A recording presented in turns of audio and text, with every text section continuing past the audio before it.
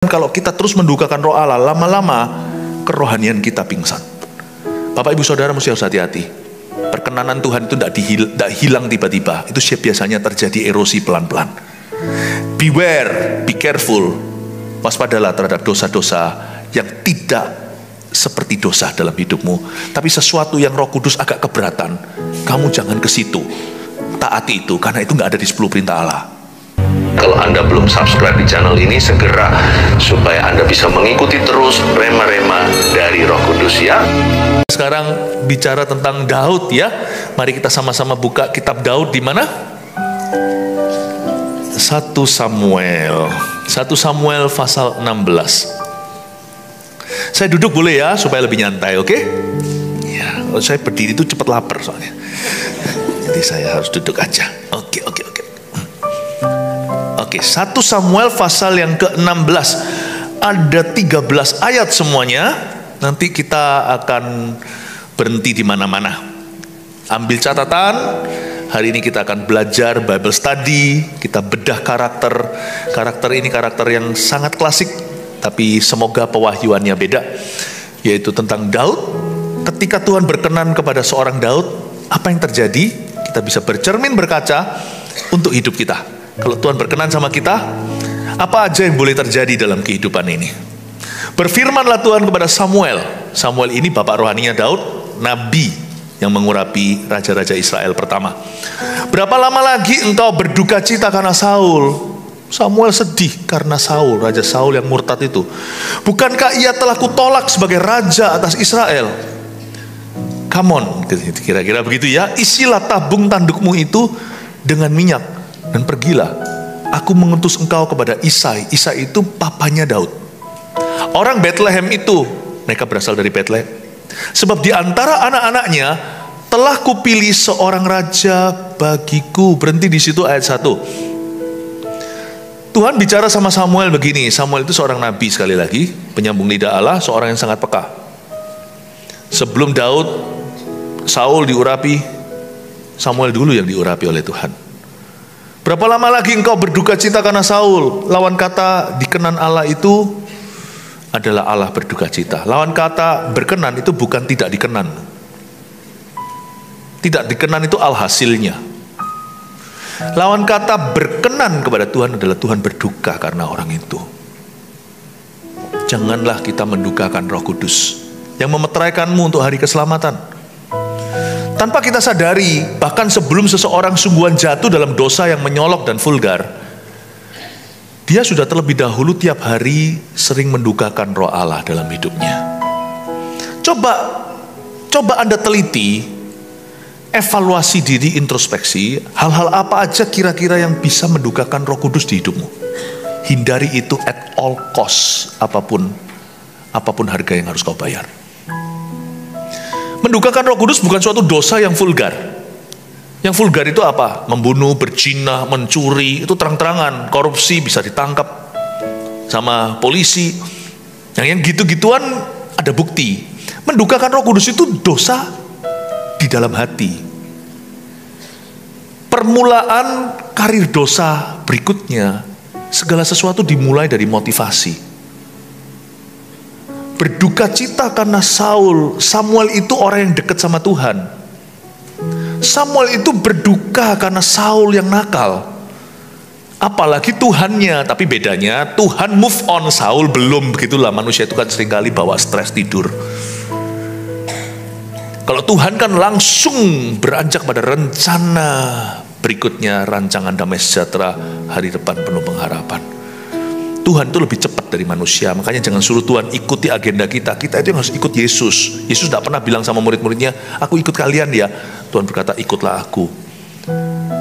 Kalau agama kan sesuai dengan keinginan kita. Aku maunya begini, begitu. Kalau bisa berhala ditaruh di mana. Nanti kalau perlu saya panggil dia. Ayo berkati aku. Kasih pesugihan atau apa. Kalau yang namanya superstisi, kepercayaan itu kan bisa disesuaikan. Makanya kekristenan itu bukan sekedar agama. Kekristenan itu jalan keselamatan dan jalan kehidupan. Kita yang ikut Tuhan, bukan sebaliknya. Lawan kata berkenan itu berduka cita. Lawan kata berkenan bukan tidak dikenan. berduka cita. Adakah kita di sini mendukakan Roh Kudus? Kadang-kadang pendeta juga bisa lakukan itu loh. Nah, hati-hati. Karena ini adalah dosa yang tidak nampak mata, tidak kasat mata jasmani. Makanya kalau ikut Tuhan itu harus segenap hati. Karena hati itu kalau nggak segenap mengikut Tuhan, itu banyak hal yang akan kita teledorkan, yang kita tidak menyadari sampai kita jatuh beneran, sampai seseorang terluka, sampai terjadi musibah, sampai terjadi skandal. Ketika semua terjadi seperti Saul, kerajaan itu dikoyakkan dari tubuhnya, baru dia sadar, udah terlambat saudara. Mendukakan Roh Allah adalah dosa yang sangat serius. Itu membuat seseorang merintis karir tidak dikenan oleh Tuhan. Dosa itu karir. Dosa pun dikerintis pelan-pelan. Selalu dimulai dari hati yang mendukakan Roh Kudus dulu. Mesti hati-hati. Mendukakan Roh Kudus itu kadang-kadang bunyinya begini. Tuhan gak marah, dan itu bukan dosa yang membuat kita masuk ke neraka. Itu menghujat Roh Kudus. Nanti lain kali saya bahas. Tapi mendukakan Roh Allah itu bukan dosa yang membuat kita masuk ke neraka. Misalnya kita itu lagi IG-an, terus tiba-tiba di hati itu terasa seperti doa. Hus, nah itu Roh Kudus dihus sama kita. Loh, saya tidak menyarankan Anda hidup itu kerasa-kerasaan, selalu tertuduh, enggak. Tapi kalau Anda memang dengar suara Allah, berkata doa, taruh semua aktivitasmu, sembahyang. Kadang-kadang kita dibangunkan, saya sering tuh dibangunkan dini hari untuk berdoa, saya nurut. Tapi bukan seperti orang yang paranoid ya, seperti orang bipolar gitu, atau orang yang dengar-dengaran suara, enggak. Kalau Anda memang orangnya suka hatinya itu tertuduh, ya lain cerita. Mendingan Anda sudah fokus aja kepada tulisan di Alkitab, dengar suara nanti kemudian hari. Tapi kalau Anda hidupnya oke-oke aja, tiba-tiba ada suatu dorongan untuk memberi, atau seperti mendadak Anda diingatkan Tuhan untuk mengampuni orang yang ternyata belum Anda sungguh-sungguh maafkan. Seperti saya harus memaafkan mikrofon ini sekarang. Bentar ya.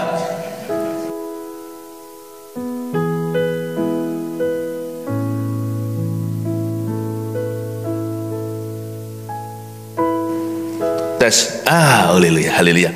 Biasanya kalau semua yang dimaafkan itu pasti sembuh.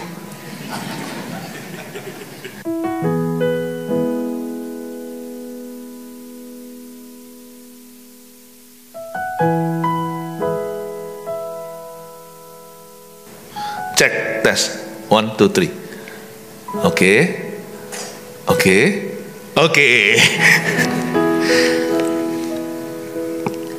Anda diingatkan. Misalnya suatu hari Anda sudah merasa ngampuni orang itu. Mungkin sudah, tapi perlu ngampuni 7 kali 70. Orangnya nggak buat salah lagi, cuman Anda ingat lagi kesalahannya. Misalnya lagi bicara apa, tiba-tiba waktu Anda ngomong itu bisa berapi-api gitu. Bisa passionate, bergairah ngomong jeleknya orang itu, atau kesalahan dia terhadap kamu, terhadap dirimu. Wah, kita menggebu-gebu. Harus sampai tengah gitu rasa nggak srek hati. Kayak, ups, aku terasa kelewatan, agak berlebihan. Roh Kudus seperti convicting us, seperti menginsafkan kita akan sesuatu yang kita belum sadari. Hei, kamu ternyata belum sungguh-sungguh memaafkan. Ayo pergi ke kamarmu, atau nanti waktu pulang, misalnya ada kegiatan, nanti sampai di rumah kamu mesti doa, putuskan dengan kepahitan. Lalu hati kita nggak nurut. Kita disuruh berhenti, kita terus ngomong terus sampai kita gigit lidah kita sendiri tanpa sengaja. Lalu kita sariawan gara-gara itu sebagai peringatan. Misalnya ini.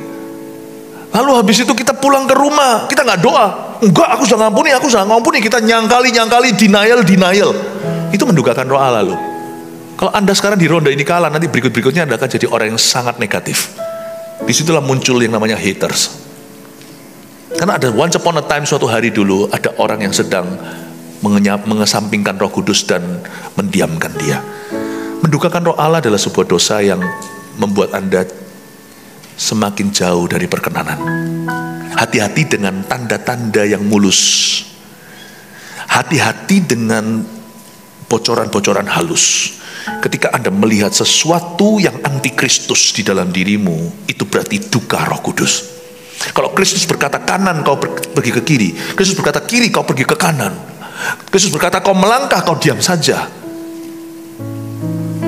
Jangan sampai, dan tidak tentu mendukakan Roh Allah itu di follow up sama Tuhan.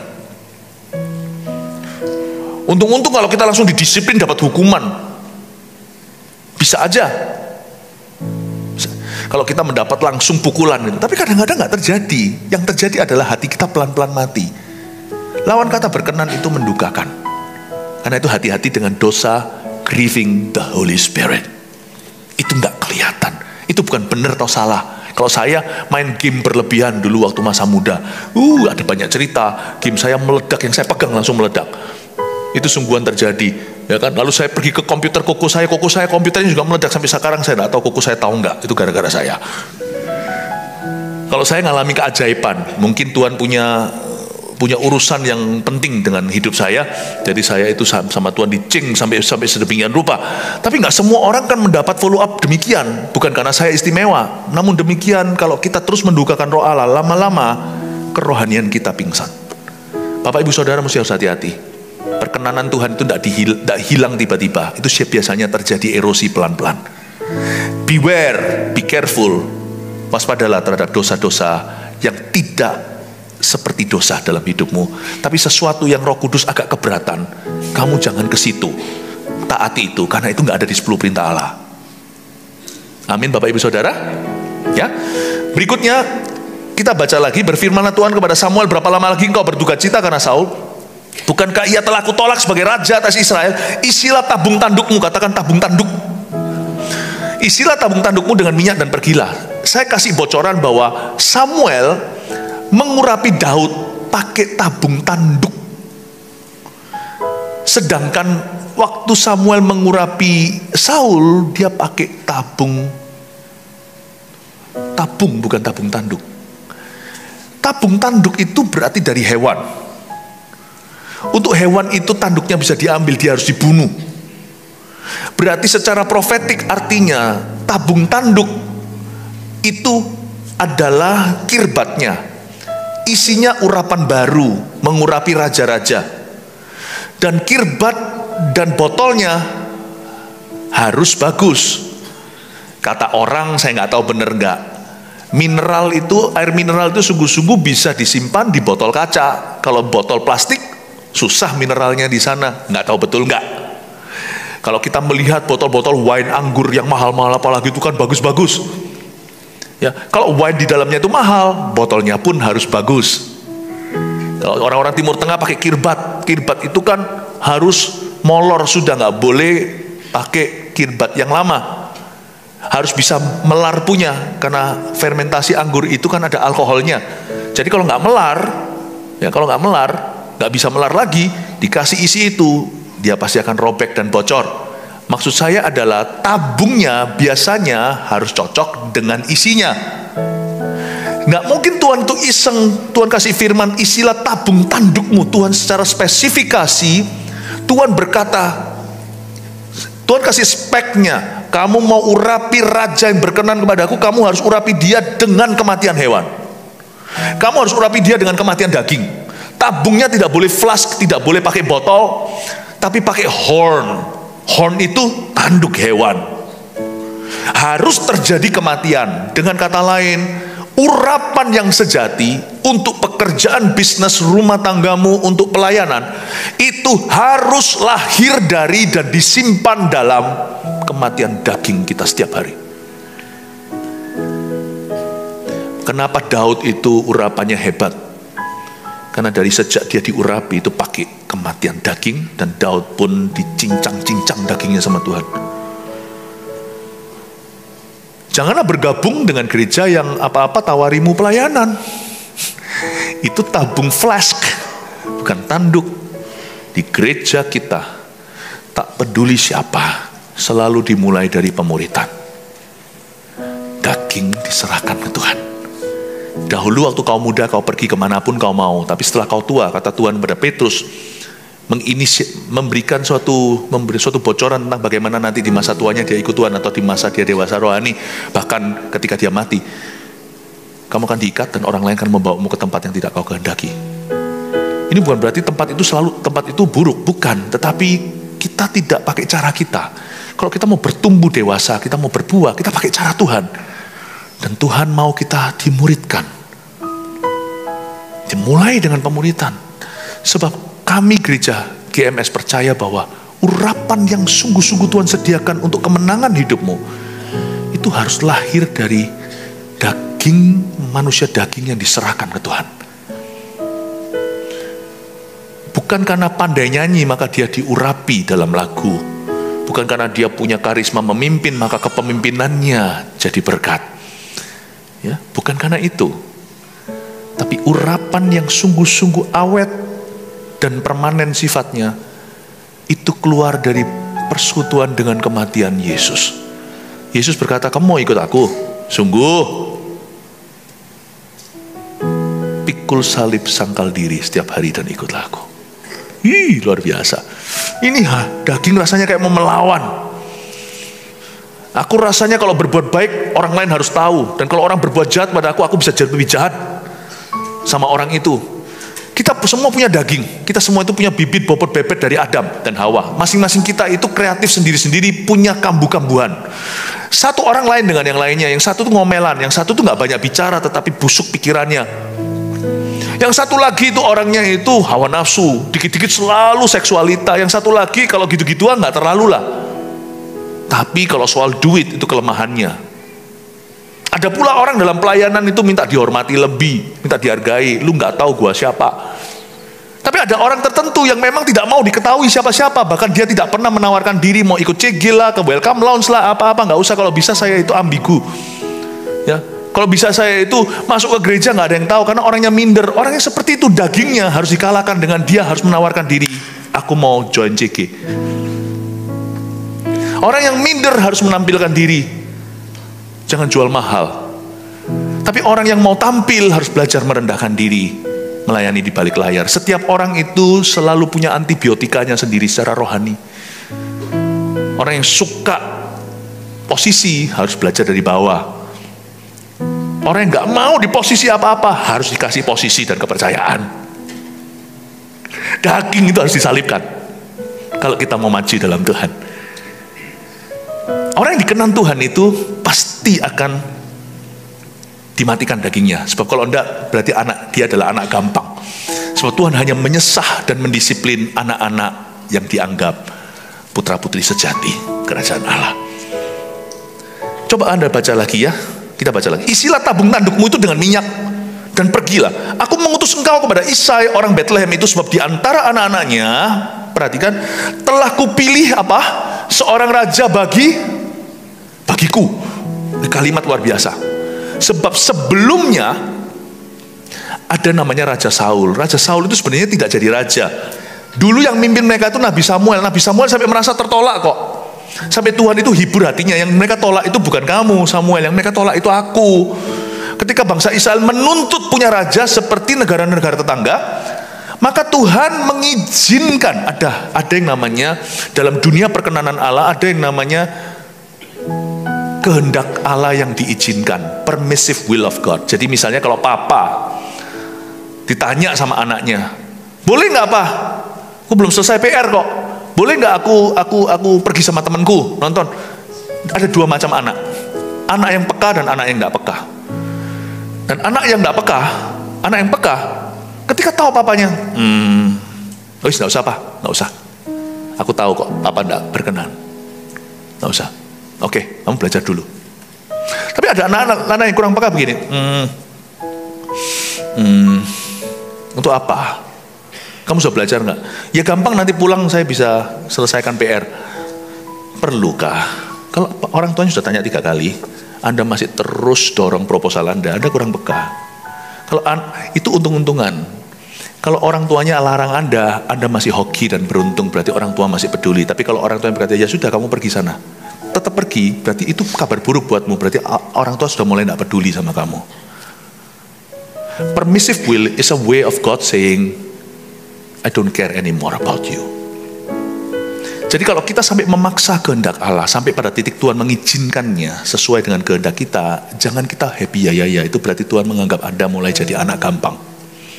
Dan Tuhan berkata, ya sudah, terserah, hidup lu.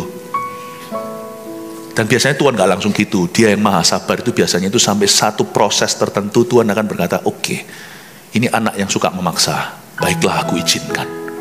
Wah, dia senang, papa aku boleh. Boleh dari mulut, bukan boleh dari hati. Paham maksud saya, Bapak Ibu Saudara? Saul itu jadi raja dalam konteks begitu. Bangsa Israel memaksa kehendaknya. Sehingga kalimat untuk Saul beda untuk Daud. Untuk Daud dikatakan, kupilih seorang raja bagiku. A king. Ini berarti God's king.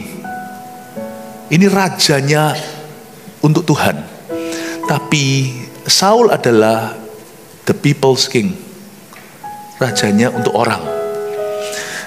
Makanya Daud di sini, makanya kali ini Tuhan campur tangan. Tuhan itu sangat mencampuri. Kalau anak itu disayangi Tuhan, kalau orang itu berkenan, Tuhan itu pasti campuri. Kadang-kadang kita juga nggak mau. Kadang-kadang kita annoyed sendiri. Kadang kita merasa, kenapa sih Tuhan? Orang Kristen lain boleh loh kersing. Aku kok nggak boleh? Anak muda lain tuh loh boleh pacaran kanan kiri. Aku kok nggak diperbolehkan? Lihat itu pendeta-pendeta lain, hamba-hamba Tuhan tuh boleh loh kayak gitu sifatnya, gayanya. Aku nggak bisa, sedikit pun langsung merasa nggak serg di hati, nggak bisa tidur pulas. Dikejar-kejar bukan sama setan, tapi sama roh Tuhan. Kenapa Tuhan gereja lain boleh begini, pakai cara begini, kok kita nggak bisa? Jangan iri kalau orang lain tidak dicing sama Tuhan. Itu berarti yang dicing itu yang Tuhan berkenan. Kita kan kadang-kadang mengatakan gitu. Orang lain bisnis Kristen tuh malah ikut-ikut persekutuan bisnis Kristen juga Kristiani, tapi bisa begitu, bisa nilep orang, bisa bohong putih, bisa lakukan proyek-proyek begini begitu, bisa larikan uang orang, masih bisa pelayanan, masih. Tapi di gereja kita, di gerejaku nggak bisa ketahuan begitu, langsung diskorsing, langsung didisiplin. Aku nggak mau di gereja itu, aku pergi ke gereja itu, ke gereja yang lain aja. Itu bukan rugi gerejanya yang Anda tinggalkan, Anda yang merugi keluar dari gereja demikian. Berarti di gereja itu sungguh-sungguh Anda diperanakkan. Di tempat lain Anda hanya dimanfaatkan. Sebab yang dicinta Tuhan disesah. Sebab yang sama Tuhan itu dicing, itu anak sah. Pernahkah kita merasa, sana boleh kok saya nggak bisa? Saul, biarin. Kamu mau urapi dia pakai tabung plastik, monggo silahkan. Tuhan gak campuri sampai pakai tabung apa. Daud dicampuri sampai tabungnya itu speknya tentukan oleh Tuhan. Insinyur sorga, kamu ya Samuel, harus urapi dia pakai tabung. Catat ini, TANDUK, tanduk. Kamu harus urapi dia, kasih minyak, tuangkan, sebab dia raja bagiku. A king for me, not for people. Makanya seorang gembala sidang, contohnya kita ini, sekalipun kita milik umat, kita itu bukan punya umat, kita miliknya Tuhan. Jadi kalau umat salah, kita harus berani tegur, tanpa takut jemaat meninggalkan kita atau tidak. Karena after all, terakhir, ultimately, ujung-ujungnya, you don't own us. Kami adalah hambanya Tuhan. Paham ini ya, nangkep ya. Karena apa yang dikenan Tuhan itu milik Tuhan. Papa juga sama di rumah, ayah, kepala keluarga. Anda milik pasangan Anda, istri Anda, anak-anak Anda panggil Anda ayah. Ya. Tapi kalau kita mengerti bahwa kita itu imam di dalam rumah, kita ini ujung-ujungnya milik Tuhan. Kita ini milik Tuhan. Jadi orang tua itu harus mengerti bahwa kita punya tanggung jawab ilahi. Bahwa we are answerable to God. Kita itu menjawab pada Tuhan. Jadi siapa yang dikenan Tuhan pasti dicampuri. Kadang-kadang saya mikirin, Tuhan kok nyampuri sampai tanduk. Tanduk apa? Dia pencipta dunia sampai memberitahu tabungnya harus pakai apa. Kau pilih seorang raja bagiku. Beda dengan Saul, mereka memilihnya. Tapi ini aku yang pilih. Yang ini untuk aku, yang itu untuk mereka. Itu untuk menyenangkan manusia. Yang ini, a man after God's own heart, bahasa Inggrisnya, seorang yang hatinya berkenan pada Allah. Susah untuk menjelaskan kalimat ini dalam bahasa Indonesia. A man after God's own heart, itu begini. Bayangin a man, pria, God's heart, hati Tuhan. hati Tuhan itu jalan, dia kejar. Seorang yang mengejar hati Tuhan, itu a man after God's own heart. Bahasa Indonesianya diterjemahkan seorang yang berkenan pada Allah. Orang yang berkenan pada Tuhan adalah orang yang ngejar hati Tuhan dalam setiap situasi perkara. Waktu dia ditaruh di dalam suatu situasi, baik itu dalam keluarga, pekerjaan maupun di dalam pelayanan, dia selalu mikir, hati Tuhan di mana, aku di situ. Dia nggak mikir apa yang populer saat itu, apa yang bisa diterima oleh mereka, apakah ini akan menggoyang posisi saya atau membuat saya semakin dikenan sama manusia, apakah ini membuat saya lebih diterima atau saya bisa dibenci sama orang. Dia nggak peduli. Kalau dalam satu situasi dia selalu mikir, where is God's heart? Hati Tuhan di mana? Aku ke situ. Jadi orangnya Tuhan. Selalu jadi orangnya Tuhan. Saya belajar bahwa itu ujian terbesar dalam kehidupan kita, apapun profesi kita. Dalam profesi saya juga sama. Baik saya ketemu dengan hamba-hamba Tuhan sesama GMS atau bukan, dalam pertemuan seperti ini maupun pertemuan di luar negeri, pertemuan dengan GMS sendiri atau di gereja lain, atau saya ketemu dengan pejabat, atau saya ketemu dengan rakyat biasa, atau saya ketemu dengan orang profesi A, profesi B, orang tua, orang muda, anak kecil, saya selalu mikir, where is God's heart? Dan kadang-kadang saya berani mengambil posisi sendiri menentang semua yang lain jikalau saya tahu itu kebenaran. Karena saya mengingatkan diri saya sendiri, at the end of the day, di akhir segala sesuatu, kita semua itu miliknya Tuhan, dan kita menjawab Tuhan, pada Tuhan saja. Jadi seorang yang berkenan kepada Tuhan itu selalu cari hati Tuhan di mana dalam setiap perkara, dan dia ada di situ, dan dia membela itu, dia memperjuangkan itu. Dan itu tidak mudah. Di zaman dunia penuh dengan trik-intrik dan politik, itu paling tidak gampang, karena manusia itu lemah biasanya. Lemah rohnya. Makanya kita perlu mendekat sama Tuhan, karena pencobaan banyak di dunia ini. Dunia ini basah. Kalau kita tidak sungguh-sungguh dengan Tuhan, kita pasti terpleset bersama dengan orang-orang fasik. Saya pelajari sesuatu, orang yang dikenan Tuhan itu luar biasa ya pengalaman ini ya. Samuel, apalagi Samuel hari itu diajari, padahal dia nabi yang peka, bahwa yang dipilih Allah tidak tentu dipilih manusia, yang dipilih sama manusia tidak tentu dipilih oleh Allah. So good. Mari kita sekalipun kita belajar tentang Daud ya, sekali-kali ya izinkan saya melenceng dan ngomong tentang Samuel ya. Karena Samuel dan Daud itu ada ari-ari rohani yang tidak bisa dipisahkan. Tetapi Samuel berkata ayat 2, bagaimana mungkin aku pergi? Jika Saul mendengarnya, ia akan membunuh aku. Firman Tuhan, bawalah seekor lembu muda dan katakan, aku datang untuk mempersembahkan korban kepada Tuhan. Ayat 2 ini sebenarnya kedengarannya memalukan. Seorang di statusnya Samuel sekali berdia aja kok bisa takut ya. Memang gimana pun juga Saul penguasa ya. Dia berkata gini, padahal Tuhan yang suruh. Tuhan yang suruh, dia masih ada tapi. Dari sini saya mempelajari kesabaran Tuhan. Dan Tuhan itu bicara bahasa manusia. Artinya Tuhan itu mencocokkan dirinya dengan level kita dan bicara bahasa baby. Kalau saya jadi Tuhan, saya pasti tersinggung. Lah kamu gak nganggap aku ya? Aku yang suruh kok.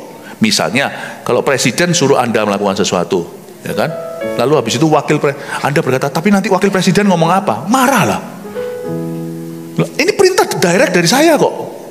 Kok masih kamu takut sama siapa-siapa dan kabinet tuh gimana? Bukankah semua raja itu di bawah kakinya? Dan Tuhan bilang sama Samuel, kamu urapi. Memang itu bahaya, karena Saul lagi menjabat, dia urapi Daud. Itu kan bisa dianggap treason, bahasa Inggrisnya, bisa dianggap sebagai pengkhianatan nasional. Apa yang terjadi? Samuel berkata sama Tuhan ini, bagaimana mungkin aku pergi? Tuhan yang suruh kok, dia nggak mau pergi. Jika Saul dia ulaskan, dia utarakan alasannya kenapa dia ragu. Jika Saul mendengarnya, aku mati, ia bisa membunuh aku. Firman Tuhan, dasar kamu kurang percaya, aku aja yang bunuh kamu, betul? Kenapa kamu takut dengan mereka yang bisa bunuh tubuh? Bukankah kamu harus takut dengan mereka dengan dia yang bisa melemparkanmu ke neraka? Tidak, Tuhan berkata, firman Tuhan, bawa seekor lembu muda dan katakan aku datang untuk mempersembahkan korban kepada Tuhan. Tuhan tidak ajari dia berdusta putih apalagi. Tuhan beritahu sama dia untuk jadi smart. Ya sudah, kalau kamu takut, ya sudah gini aja untuk meringankan rasa takutmu. Padahal ini gak ada hubungannya. Sebab ujungnya kita tahu Samuel tidak pernah dibunuh oleh Saul. Tuhan bilang, kamu bawa aja seekor lembu muda, kan memang kamu datang ke situ untuk membawa persembahan untuk Tuhan.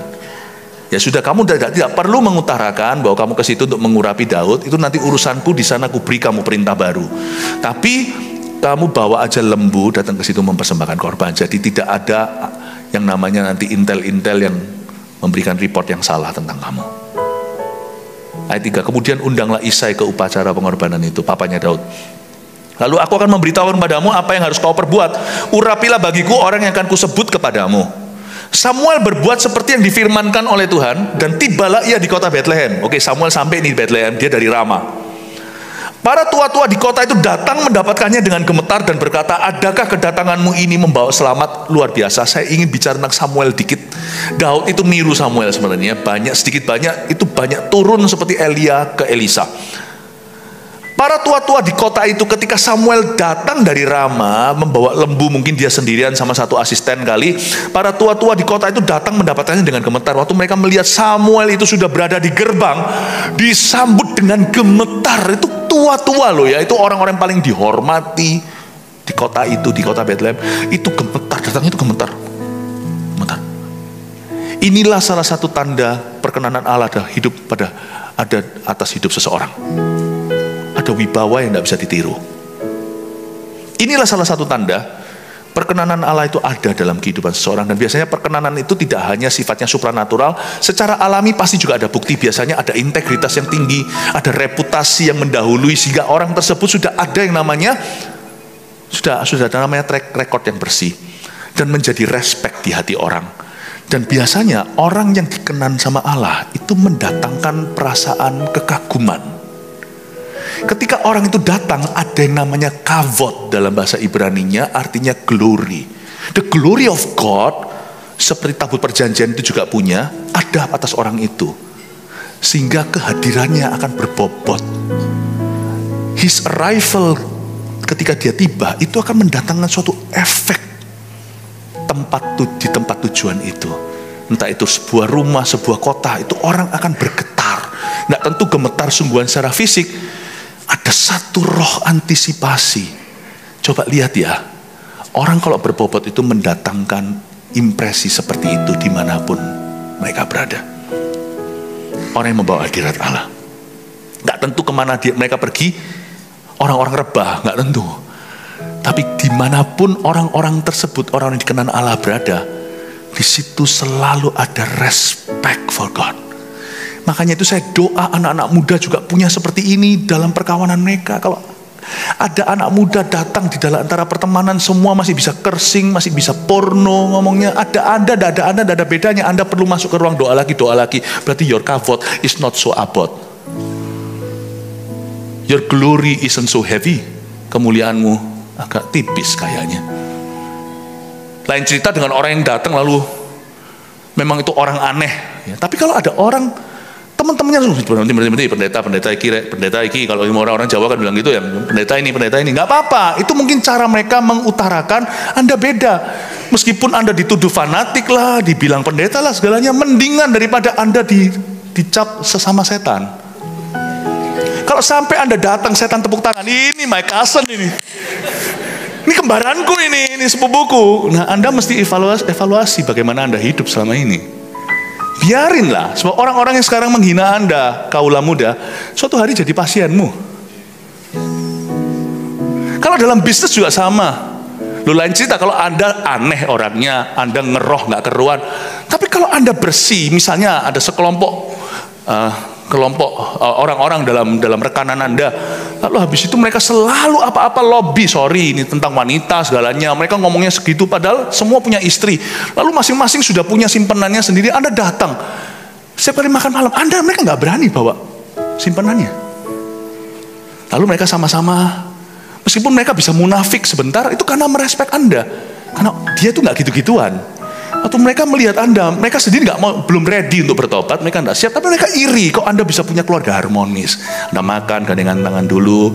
Jemaat GMS kan kalau doa makan kan seringkali gandengan tangan itu tuh. Tiru-tiru gembala-gembalanya kan. Dan dalam nama Yesus, amin segalanya. Mereka juga diam aja. Kadang-kadang mereka tidak doa semua, tapi mereka nggak berani. Nggak apa-apa, ada respect. Anda tidak paksa orang jadi Kristen, Anda juga tidak paksa orang bertobat. Tapi mereka juga tidak bisa tarik Anda. Mereka akan simpan Anda di lemari terbaik mereka. Dan ketika suatu hari mereka ingin bertobat, yang pertama diingat adalah Anda. Aku cari orang itu.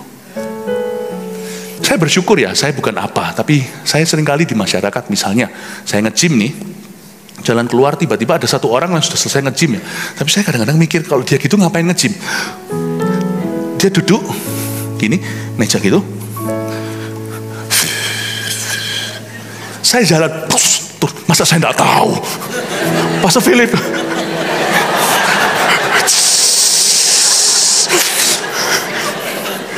Saya bersyukur.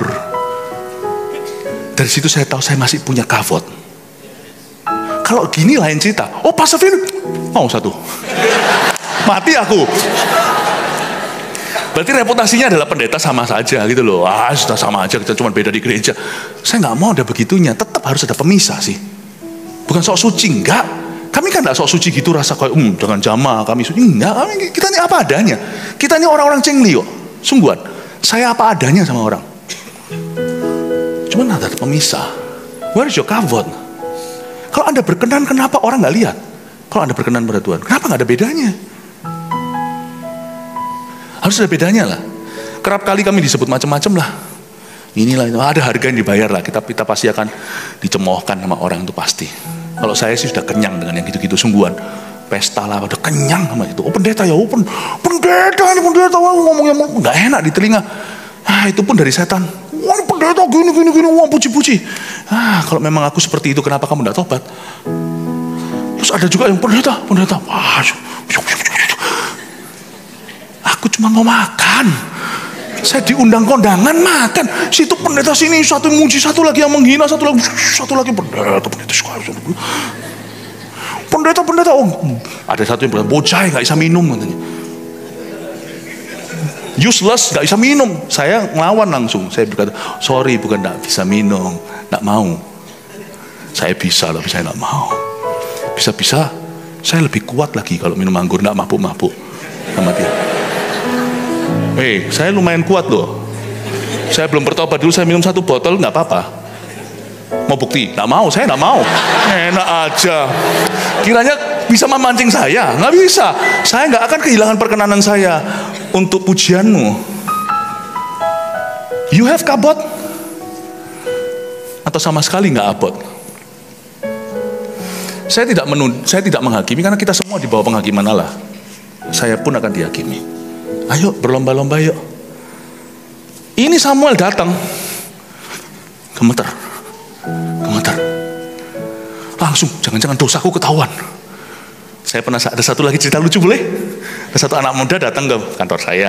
Ini di kantor yang dulu waktu kita masih ada di gereja yang lama. Datang ketemu sama saya urusan apa gitu loh, bukan untuk mau konseling apa enggak, tapi habis itu meja saya itu dia di meja saya getar, kakinya tuh getar. Saya bilang kenapa kamu tenang, kenapa kamu tremor atau apa? Enggak, sorry pengakuan dosa. Dia bilang kenapa? Saya takut Philip tahu semua dosa saya. Tadinya nggak tahu. Setelah kamu gitu, lu dosa apa sih? Kamu menyerahkan diri, saya nggak tahu, saya itu nggak mau tahu. Saya kadang-kadang kunci taruh mana aja nggak tahu. Jadi saya bilang jadi ketahuan akhirnya dia buka semuanya. Siapa suruh kamu datang? Tapi puji Tuhan lah, saya masih ada satu reputasi angkernya gitu, itu masih ada lah. Nah tiba-tiba kalau suatu hari Anda melihat saya ngerokok, minum-minum, mabuk-mabuk, mukul orang, saya rasa sudah semakin sedikit orang getar-getar sama saya gitu. Semakin sedikit orang taruh rokoknya gitu, semakin sedikit. I think kita perlu ya, demi Tuhan ya. Demi Tuhan. Untuk lakukan kebenaran. Kita perlu punya kavod, kita perlu punya perkenanan. Amin Bapak Ibu Saudara. Saya doa supaya jemaat GMS beda. Bukan beda cara jalannya, nggak usah beda jalannya. Jalan 5 langkah, pengangkatan. Ngomong nggak usah beda gitunya. Beda itu beda buah rohnya, bukan beda sok ngerohnya, bukan. Normal aja, cengli aja jadi orang itu sudah apa adanya. Seperti lagu kita GMS Live, apa adanya aja. Tapi urapan please jangan apa adanya, urapan kita mesti beda. Coba ngomong makanan kirinya, Anda punya kabot? Haleluya, kasih tepuk tangan untuk Tuhan. Belajar sesuatu ya.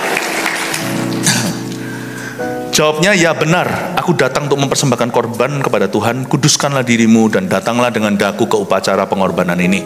Kemudian dia menguduskan Isai dan anak-anaknya yang laki-laki dan mengundang mereka ke upacara pengorbanan itu. Oke, korban mengorbankan sudah terjadi, upacara dimulai. Ketika mereka itu masuk dan Samuel melihat Eliab.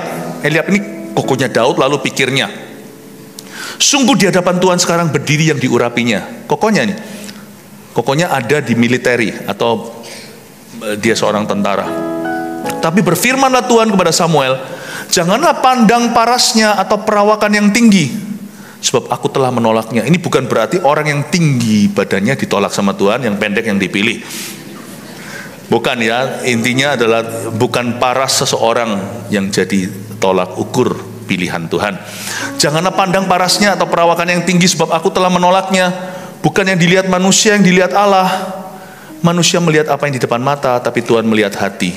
Saya ingin Anda mengerti satu pewahyuan lagi. Ayat ini sangat mendalam sekali. Tuhan bilang sama Samuel, kamu salah. Jangan pandang parasnya atau perawakannya, sebab aku sudah menolaknya. Saya protes awal mula waktu baca ini di dalam hati. Protes sama Tuhan saya tidak berani, tapi saya protes pada diri sendiri. Aku kok belum mengerti. Kenapa Eliab ditolak sebelum dia dipilih? Kenapa nggak dikasih uji coba dulu? Coba trial dulu loh, gitu loh. Coba dia itu bisa nggak dan sebagainya. Apa fondasi Allah memilih atau tidak? Saya tahu Allah berdaulat, tapi pasti ada sesuatu yang Allah lihat. Kenapa Eliab itu ditolak sebelum dia dipilih dan belum dikasih kesempatan? Ternyata saya menemukan sesuatu waktu saya renungkan bahwa perkenanan Allah itu tidak selalu menunggu perbuatan kita. Perkenanan Allah itu bisa langsung ketahuan dari kualitas hati seseorang sebelum dia berbuat sesuatu atau melakukan sesuatu. Anda juga bisa lihat pada anak ya. Setiap kita diciptakan dengan temperamen yang berbeda. Kita tidak bisa pungkiri bahwa ada anak itu yang hatinya itu lebih baik. Ada orang itu yang hatinya itu cenderung busuk. Itu sudah kualitasnya entah gimana, saya nggak ngerti asal mulanya seperti apa. Namanya Adam dan Hawa sudah dari sononya. Kita semua orang berdosa, mau orang baik atau orang jahat. Tapi tipe-tipe hati itu udah kelihatan. Dari kecil kalau kita lihat ada anak yang licik. Tapi ini kabar baik. Kalau anak itu dititipkan ke kita dari kecil, itu semua masih bisa dibentuk. Apa yang merupakan awas-awas dan kelemahan, kualitas hati yang kurang bagus sebagai manusia, itu kalau kita bisa bentuk dia menjadi manusia berprinsip, maka karakter Kristus bisa menelan kepribadian dan temperamen manusia yang berbeda-beda. Saya juga mau kesaksian. Saya bukan dominan, anak tengah, saya pelin-pelan. Tapi karena tuntutan pekerjaan dan lebih tepatnya karena mendekat pada Kristus, ku mau menjadi seperti Kristus, seperti lagu itu, lama-lama muncul kepemimpinan. Sebenarnya secara alami saya itu bukan pemimpin. I was not born a leader. Saya tidak lahir sebagai pemimpin. Tapi karakter Kristus, lambang pemerintahan di pundak itu menular ke saya sehingga menelan kepribadian saya yang pelin-pelan, yang nggak bisa ngambil keputusan yang paling sederhana. Paham maksud saya? Bahwa sebenarnya setiap anak, misalnya kalau kita orang tua punya beberapa anak, kita bisa melihat ada anak yang hatinya itu jauh lebih sanliang, lebih saleh, lebih soleh. Yang gitu kita juga mungkin ada PR, ajari lebih pintar. Tapi ada anak yang langsung lahir, misalnya kita langsung tahu tentang ini saya nggak ngomong tentang anak-anak saya ya, saya ngomong tentang anak-anak pada umumnya ya. Tapi ada anak yang waktu lahir itu langsung sedikit-sedikit udah bisa. Misalnya, papanya suruh dia sesuatu, masih kecil loh. Berani berapa?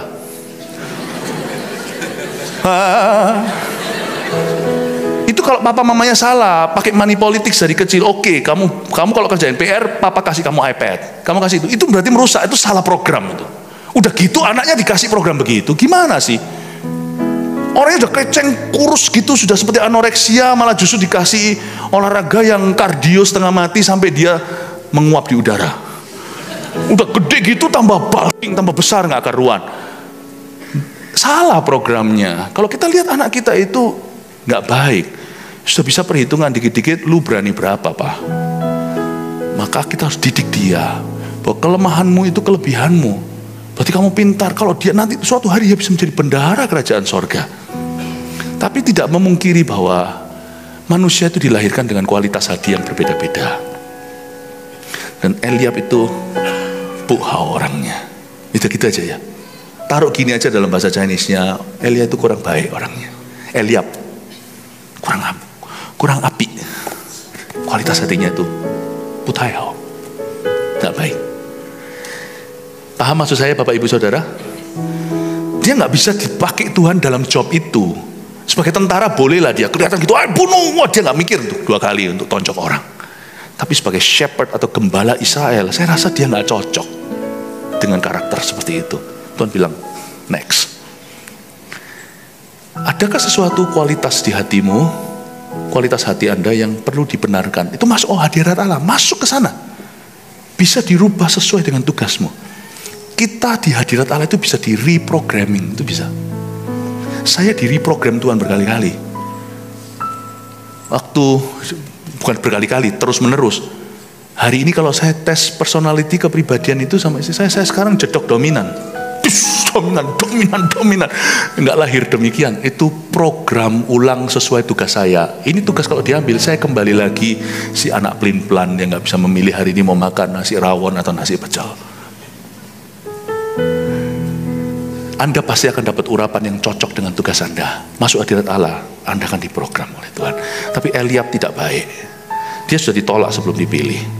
Kalau Anda melihat anak-anak Anda dengan tipe-tipe tertentu, minta hikmat Allah bagaimana mendidik mereka. Amin Bapak Ibu Saudara. Dan kalau anak lebih gampang dididik. Nah kalau kita menemukan ada sesuatu yang gak pas dengan panggilan kita karena kualitas kita gak baik, saya rasa mendingan kita minta didoakan. Kita masuk ke hadirat Allah.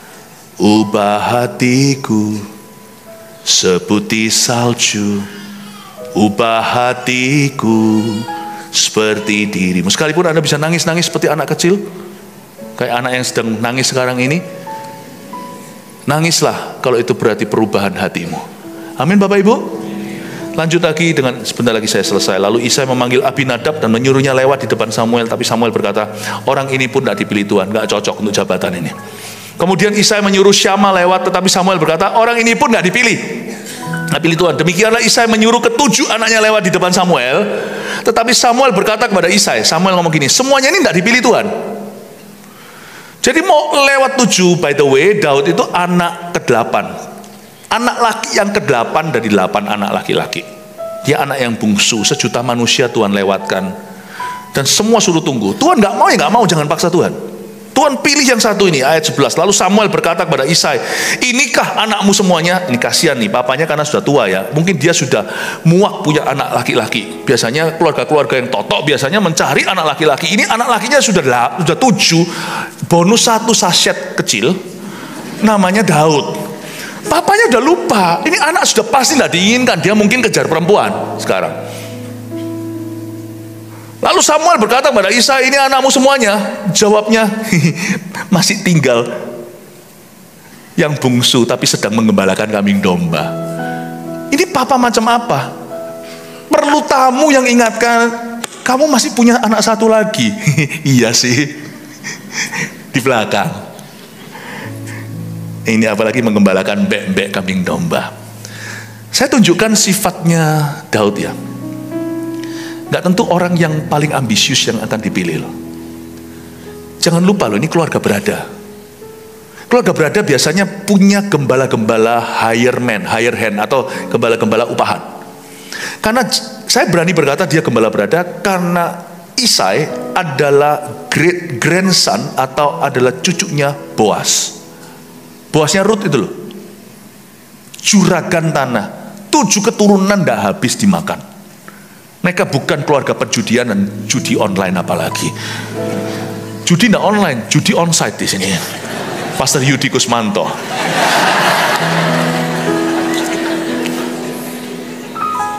Saya tunjukkan, Daud itu sukanya perkara-perkara simple.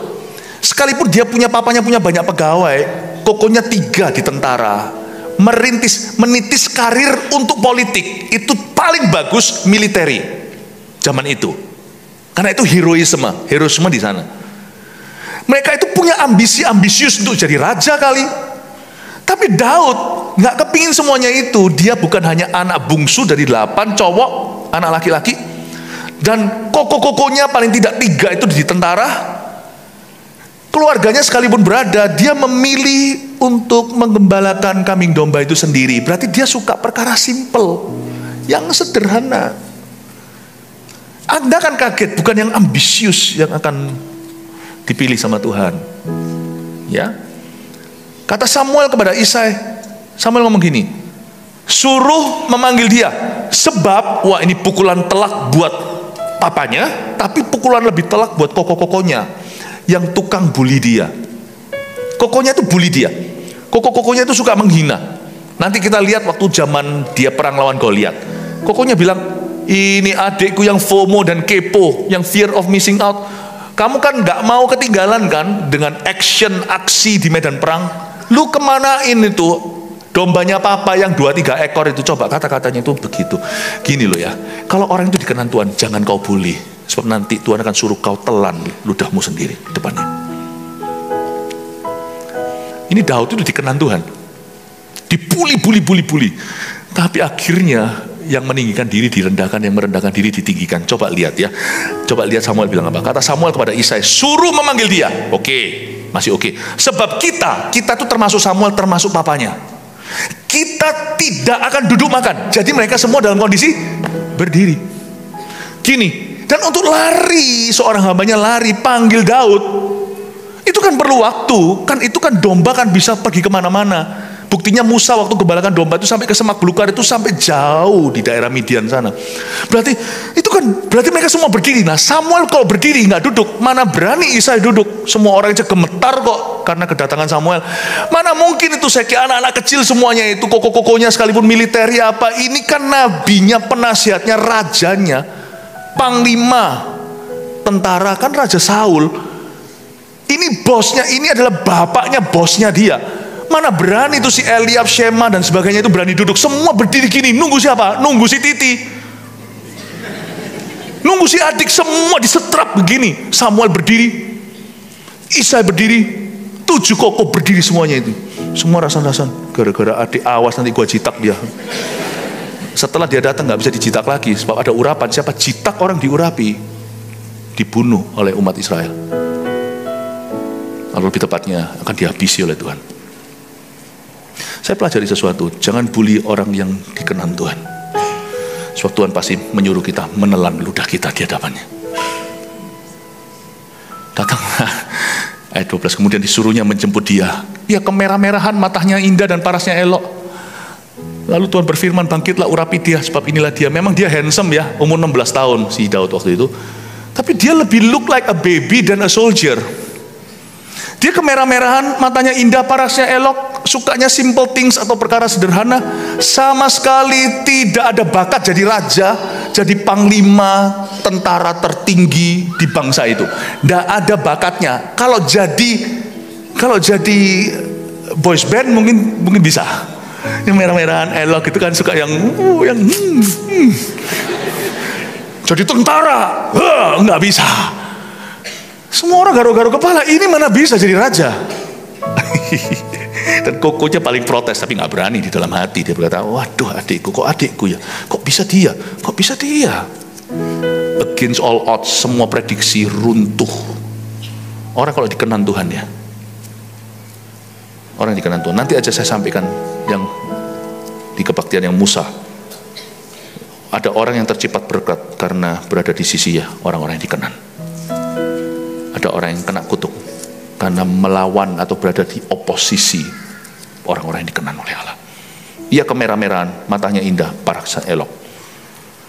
Samuel mengambil ayat 13 tabung tanduk yang berisi minyak itu dan mengurapi Daud di tengah-tengah saudara-saudaranya. Aduh adikku nggak bisa dijitak lagi nih. Kepalanya melimpah ruah dengan urapan dari tempat mati. Sejak hari itu dan seterusnya berkuasalah roh Tuhan atas Daud. Sambung menyambung cerita episode berikutnya, dia membunuh belum Goliat, beruang dan singa. Setelah diurapi ini, dia bunuh juga Goliat. Lalu berangkatlah Samuel menuju ke Rama. Kenapa Samuel langsung menuju ke Rama? Kenapa Samuel nggak langsung bawa dia ke tahta? Tahu nggak kalau orang diurapi Tuhan itu nggak perlu bantuan manusia? Itu bukan tanggung jawab Samuel untuk menaruh dia di tahta dan menafiskan dia sebagai raja. adalah tugas Tuhan untuk melakukan itu. Orang yang diurapi Tuhan pada akhirnya tidak akan butuh manusia untuk menggenapi rencana Allah dalam hidupnya, tapi Allah akan menggenapinya dengan manusia yang Tuhan kirim dalam hidupnya. Makanya itu mendingan kita kehilangan orang daripada kehilangan Tuhan. Karena kalau kita kehilangan orang, Tuhan gantikan yang lebih baik. Kalau kita kehilangan Tuhan, orang pun tidak bisa tolong kita. Sebab ketika Tuhan bekerja dalam hidup orang-orang yang kena urapan Allah, Tuhan akan mengutus orang-orang yang membangunnya, yang merombaknya akan menjauh. Bukan berarti tidak akan ada lagi musuh, tidak akan ada lagi oposisi, bukan. Tapi tak seorang pun akan sanggup bertahan melawannya selama dia berkenan. Sebab setiap senjata yang ditempa melawanmu justru akan menjadi peluru keberhasilanmu. 3 poin ini sebagai review apa yang kita pelajari. Simpel-simpel aja, ada banyak pewahyuan baru. Tapi saya berharap supaya 3 kalimat ini mengingatkan Anda apa yang telah disampaikan. Yang pertama, ketika Tuhan berkenan pada seorang, kali ini Daud, satu, Tuhan akan melewatkan sejuta manusia untuk memilihnya. Jadi jangan Anda heran ya, harganya sama 2 toko. Yang ini laris, padahal sama. Ini nggak ngomong tentang berkat saja, ini adalah ilustrasi murahan. Sekalipun kadang-kadang mungkin yang sini lebih lebih murah karena banting harga, ngerusak harga, tetap Anda dipelihara oleh Allah. Anda akan terkejut, sana S2, S3, Anda S1. Kalau bisa S2 lebih baik, Anda belajar. Kalau bisa belajar lebih tinggi, why not? Tapi itu bukan jaminan, saya hanya pakai ilustrasi murahan. Sana susah dapat kerja, karirnya tidak pernah meroket. Anda diberkati Tuhan dalam dunia pekerjaan dan menjadi berkat bagi banyak orang. Kaget, Anda S1, sana S2, S3, tidak kalah. Karena tidak ada urusannya. Tuhan bisa melewatkan sejuta orang kiri kananmu untuk mengurapimu. Itu cerita Daud. 2, Tuhan akan menyuruh semua orang untuk menunggu kedatangannya. Jadi Bapak Ibu Saudara, izinkan saya bernubuat bahwa jodohmu menunggumu. Jadi orang-orang muda jangan cepat-cepat pacaran. Benahi dirimu dengan kualitas hati. After all, ada seseorang yang disetrap Tuhan kok, suruh berdiri nunggu kamu datang. Di dalam pekerjaan Anda memang sekarang nunggu pekerjaan, tapi percayalah juga ada pekerjaan yang disetrap sama Tuhan menunggu sampai Anda datang baru toko itu diberkati. Saya tidak ajari kita sombong, merasa kayak, oh kalian bisa apa tanpa saya. Orang kayak gitu langsung jatuh dari perkenanan. Tapi percayalah dan yakinlah, GR-lah dulu bahwa ada pelayanan-pelayanan tertentu, ada pekerjaan tertentu yang sekarang sama Tuhan disuruh berdiri menunggu anak-anak Allah dinyatakan. Nanti akan ada rumus-rumus yang ditemukan oleh anak Tuhan sebelum Anda datang, tidak ada orang menemukan. Nanti ada sesuatu yang terjadi, sesuatu yang dari Tuhan itu menunggu kedatangan Anda dulu di perusahaan itu. Jadi betul sekali Roma 8. Dunia ini menunggu pernyataan anak-anak Tuhan. Kata anak-anak Tuhan itu the sons of glory. Dunia ini menunggu itu dinyatakan. Nggak usah cepat-cepat, misalnya kalau anak-anak muda, kalau Anda semakin kafot, ada orang jodohmu itu sudah menunggumu untuk dinyatakan. Jadi jangan tanya sama Tuhan, siapa jodohku? Tanya, aku ini jodohnya orang nggak? Nah, aku sudah orang atau belum? Jadi jangan tanya siapa jodoh Anda. Kasihanilah siapa yang menjadi jodohmu itu kalau Anda belum siap. Kasihanilah siapa yang menjadi jodoh Anda, hai anak muda, kalau Anda setengah jalan atau setengah matang. Aku tidak tahu jodohku siapa. Tapi aku tahu siapa jodohku tidak akan terima setengah matang dari aku.